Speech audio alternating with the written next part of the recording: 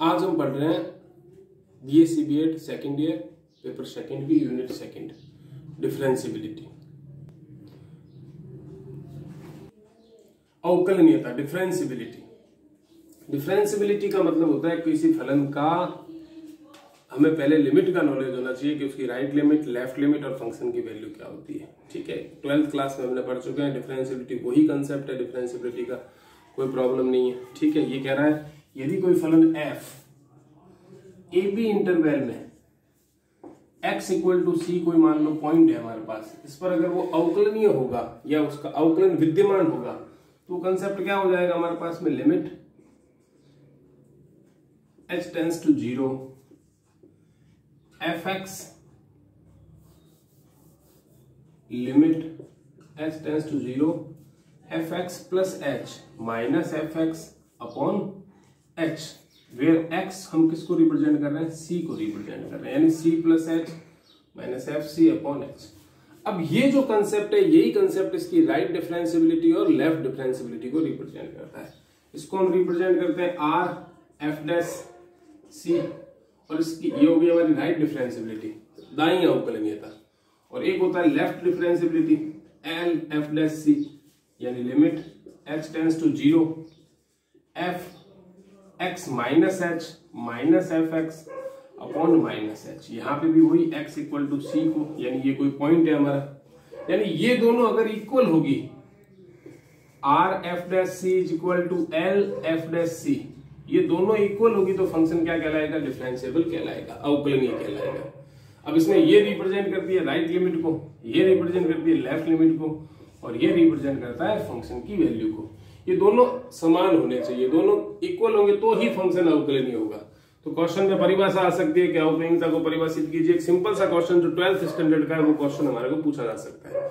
ठीक है, उसके बाद में एक चीज और ध्यान रखो, एक छोटी सी थ्योरम से किताब में देखना। थ्योरम्स ये है कि अगर कोई फलन अवकलनीय है तो वो ऑलवेज क्या होगा, सतत होगा, लेकिन इसका विलोम सत्य नहीं है, क्योंकि अगर कोई फलन सतत हो तो जरूरी नहीं है वो अवकलनीय हो। फॉर एग्जाम्पल आपको पता है कि मॉड x हमेशा क्या होता है, सतत होता है, लेकिन ये अवकलनीय नहीं होता। तो ऐसे क्वेश्चन की पहचान अगर आपको करनी हो तो इसका एक शॉर्ट पैटर्न भी ध्यान रखो कि जिस फलन के ग्राफ में कॉर्नर बनता है वो फंक्शन ऑलवेज क्या होगा, कंटिन्यूस होगा, लेकिन वो डिफरेंशिएबल नहीं होगा। लेकिन अब जैसे ट्रिग्नोमेट्रिकल फंक्शन है fx equal to sine x या कॉस x, जो भी फंक्शन है, इन सब फंक्शन का अगर हम ग्राफ बनाए तो क्या बनेगा हमारे पास, ये साइन x का बना, ये हमारे पास cos x का बना ग्राफ। ये जो ग्राफ है ये ऑलवेज क्या होते हैं, इस तरह से चलते हैं, इसमें कोई कॉर्नर नहीं है, लेकिन ये कंटिन्यूस भी है और ये क्या है, डिफरेंशिएबल भी है।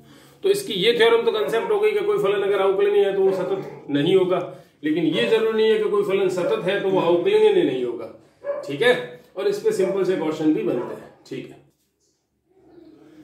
ये कह रहा है कि function fx equal to mod x ये सतत है परंतु अवकलनीय नहीं है।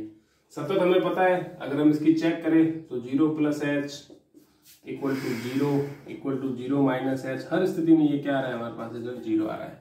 तो ये कंटिन्यूस तो है, लेकिन इसकी डिफरेंशियबिलिटी चेक करें तो ये इसकी राइट डिफरेंशियबिलिटी, हमने वैल्यू पुट करी 0 plus H minus F 0 H mod H upon H, cancel value कितनी आई 1। इसमें एक ध्यान रखना, आप एच को कॉमन भी ले सकते हो। ठीक है, और 0 माइनस एच ये वैल्यू पुट करी, माइनस बनाया, दोनों नॉट इक्वल टू आए।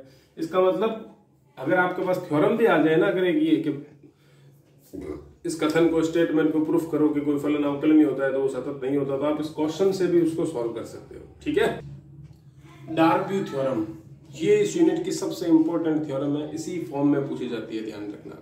8 नंबर का क्वेश्चन बन सकता है इसका। पहले तो इसका स्टेटमेंट पूछ सकते हैं और छोटा सा क्वेश्चन पूछ सकते हैं।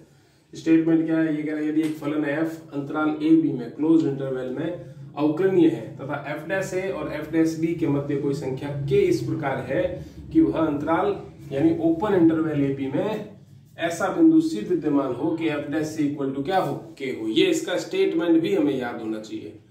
अब इसका देखो प्रूफ, ये कह रहा है, लेट कर लेते हैं हम कि f dash a less than k less than f dash b, इन दोनों के बीच में एक बिंदु क्या हो गया हमारे पास में, k हो गया।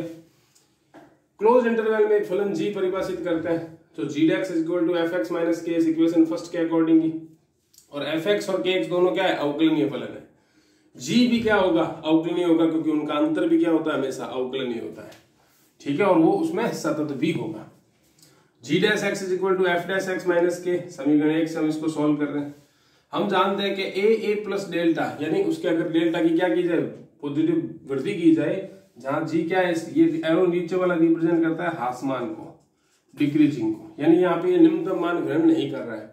इसी प्रकार यहाँ पे जी डैश बी अगर एफ डैश बी माइनस के ग्रेटर देन 0 हो तो ये इंक्रीजिंग को, वर्तमान को रिप्रेजेंट करता है। यहाँ पर भी ये क्या नहीं करता, अपना न्यूनतम मान ग्रहण नहीं करता। ठीक है, इक्वेशन सेकंड और थर्ड से, इक्वेशन सेकंड और थर्ड का मतलब जी जहाँ पे न्यूनतम मान ग्रहण नहीं करता इंक्रीजिंग होता है, और जी जहाँ पे न्यूनतम मान ग्रहण नहीं करता वहां डिक्रीजिंग होता है। इन दोनों में अगर हम क्या करें कि अगर लेट कर ले कि अगर सी कोई बिंदु ए बी में है, ओपन इंटरवल के अंदर है, तो उसका न्यूनतम मान अगर हमने मान लो जी एम मान लिया है, तो G C is equal to क्या हुआ एम।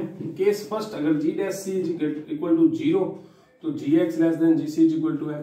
अगर G dash C less than 0 तो जी डैश सी की वैल्यू क्या हो गई, 0 हो गई।